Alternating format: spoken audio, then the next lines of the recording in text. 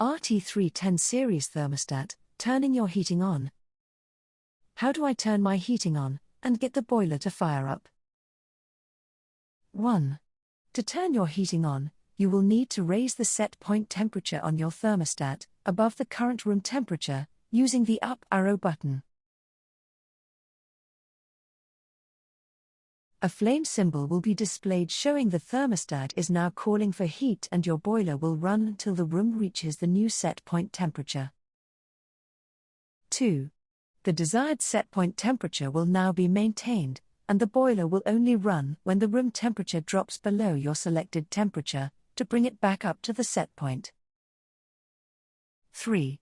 If you want to reduce your set point temperature, use the down arrow button to change the set point to below your current room temperature.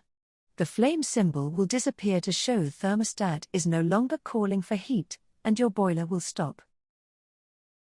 For details about your thermostat and its use, please visit our technical website on www.salas-tech.com.